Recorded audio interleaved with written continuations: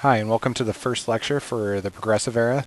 The Progressive Era is roughly 1901 to 1920. Some people say it ends more around 1916 with the introduction of World War I, but for all our purposes, we're going to talk about it being through 1920 with the removal of Woodrow Wilson as president. So we're going to go through it, and we know that the Progressive Era is established to fix the problems of the Gilded Age and kind of combat all the problems that these workers and kids and African Americans, women, all the problems they had, and try to fix them through the Progressive Era. So let's get started on a little background information. Okay, so the Progressive Era is an organized reform movement. It's not to cure the social, economic, and political evils created by the Gilded Age, as I've already said. It's a social movement, but it morphs into a political movement, and we're going to kind of eventually talk about it based on three presidents, which is Teddy Roosevelt, William Howard Taft, and Woodrow Wilson, and we're kind of break down their presidencies in the way that they deal with the Progressive Era. And we're going to also kind of tie imperialism to these presidents because they all have specific ways in which they dealt with dealing with the outside world outside of America. So we will focus pretty in depth on these presidents and what they tried to accomplish and the way that they went about it. So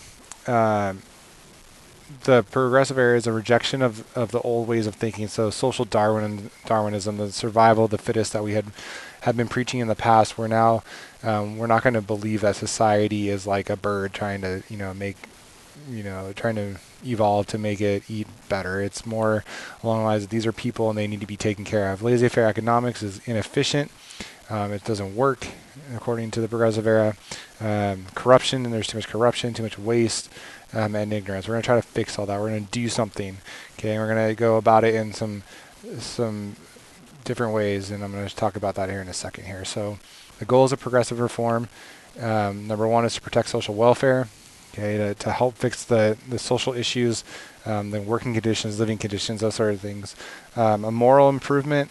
So we're talking about the idea of prohibition of alcohol, expansion of Christianity, those sort of things. Economic reform, dealing with monopolies, and then fostering efficiency in the workplace so that our factories are working more efficiently. Okay, so those are our goals. We're going to speak specifically about each one of them right now. So first we have social welfare. It's inspired by the social gospel movement, and the social gospel movement is the idea that the Judeo-Christian beliefs are kind of the foundation of what we should be working by. So charity is something that is believed in the Judeo-Christian religions, and it should be at the heart of the American. And we created a couple of organizations that are based in Christianity. One is the YMCA, and the other is the Salvation Army. They're both rooted from England. The YMCA was created in order to try to help with keeping people active, giving them food, that sort of thing. The Salvation Army is a charity organization that was created out of England as well. And the reason it has the name Salvation Army is it's like a crusade for salvation. So it's a bunch of people got together and they went out converting people to become Christian, and then it was like a war they were fighting. So they pretty much call themselves an army because they were fighting battles, and actually sometimes they got physical because people would taunt them, gangs would taunt them and try to stop them from doing what they were doing. So they actually did have to stand up for themselves in some ways. This woman up top, her name's Florence Kelly. She advocated a better life for women and for children. She wanted to get rid of all these child labor. She wanted to get kids educated so that they could advance their lives as opposed to spending their entire lives in factories. And obviously women, they're coming towards the idea of women's suffrage, where they're going to start to get the right to vote in 1920. So this whole time period is spent working for that. Okay, and the goal of social welfare at the bottom here is to provide charity to the needy and to ensure every American lives well. It's no longer okay for us to have tough lives. We should all be able to have a good life. It's America. We're the best country in the world. We shouldn't have people that are in poverty. The next is moral improvement. Okay, again, kind of going along the same lines of, the social gospel movement is this morality that we have. Okay, so we have reformers thought morality, not wealth, would improve lives. So if you don't have to become richer, you just need to be richer, not richer with money, but more money with, or more, have more of a spiritual richness, where that's going to fulfill your life, and that's going to give you purpose and drive in your life. So there's a movement called the Women's Christian Temperance Union, and they are based out of Christianity. They sang, they prayed, and they went to saloons in order to try to get rid of liquor and get rid of the alcohol, because they felt that that was poison. This woman over here, her name is Carrie Nation, and she is very, very famous. She's a tall, big woman. She was 6 foot, 175 pounds, fairly intimidating for a woman. She would run into saloons carrying a hatchet and trying to break down and bust open their alcohol, because she felt that alcohol was poisoning people and poisoning society, that it was dragging us down. And she actually quotes herself as being a bulldog running along the feet of Jesus, barking at what he doesn't like. So she's kind of justifying the fact that she is able to go into these saloons and break the bottles and commit these crimes because she had a moral purpose, and Jesus was leading her in that mission that she had. Okay, so here's some signs for the Women's Christian Temperance Union. Okay, so it says liquor is poison, or is alcohol, and alcohol is poison, so why drink poison? So basically saying that liquor is going to kill you. Okay, and then there's the flag of the Women's Christian Temperance Union. Okay, and then here's a little sign that says, "Help me keep him pure. Please vote against the sale of liquor." So again, we're trying to go and defeat the 18th Amendment. The 18th Amendment is the prohibition of alcohol. You're going to need to know the 18th Amendment for your worksheet tomorrow, so kind of keep that in the back of your mind. Okay, the economic reform is the next. Okay, there's a panic of 1893. We have a bunch of railroad trusts and railroad companies losing stock, losing money, and the bottom kind of falls out of that. And so there's this huge economic recession, almost towards the Depression. Not as bad as obviously the Great Depression, but pretty bad. And we talked about it already in the populist movement.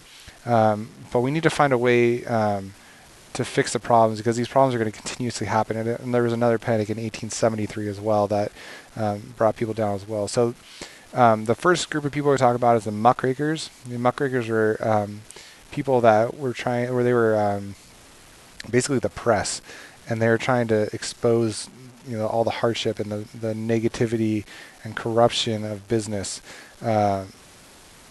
And some of these names sound familiar to you. There's Jacob Riis, and he took all those pictures that we looked at during the Gilded Age in that packet. Well, not all of them, a lot of them. And then the other one was Lewis Hine, who's the pictures of children's labor that we looked at. There's also Upton Sinclair wrote The Jungle. We're going to talk about The Jungle a little bit in class. Ida Tarbell wrote a book about the Standard Oil Company, and she kind of showed how all like the cutthroat stuff that happened with the company in order to get as much business as it got. Socialism is another idea that comes out of this period. People felt that capitalism was not working, so they felt that maybe socialism was the answer to make everyone equal, having that equal distribution of wealth, reforming businesses, making it so that this was a society of workers as opposed to a society of business leaders that controlled the workers. They wanted the workers to control society. Okay, and one of the biggest leaders of the socialist movement was a guy by the name of Eugene V. Debs, who you've heard before and we'll talk about in the future as well. Okay, efficiency in industry. So we have reformers pushing the use of science and expert advice in manufacturing. They want to make industry more efficient, reducing waste and satisfying needs. What they really want to do is make the factories more efficient, so they're saving money. When you save money, they could pay workers more, or they're going to make more money themselves. They would break work down into small tasks, so you only had to be good at one small thing, and then once you did that, it would work down the assembly line, and they could produce a lot more. Good thing is a lot of production. Bad thing, it fatigues you, and you get overworked, and you can be injured easily because you kind of lose focus when you're doing the same thing over and over. So the results of this efficiency in industry is, despite complications with workers, you have a ton of productivity. So productivity increases and things become more efficient and better. And lastly, we have reforming elections. So reformers initiated reforms to make officials more responsive to voters, and secret ballots prevented voter fraud. So in this picture, you can see that this guy is in a ballot box, and he can't be seen by the people that are helping with the voting. They could use intimidation for them to vote in a specific way. Also, we have new ideas about elections and about passing laws, we have something called an initiative, where voters can directly write a bill and put it on the ballot for passage.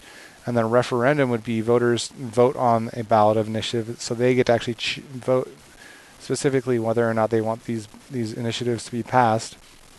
Then we have recalls, where voters can remove officials from office early, or call a special election where they can remove people from office. So if people are corrupt and doing things they don't like, then they can remove them. And then we have the 17th Amendment.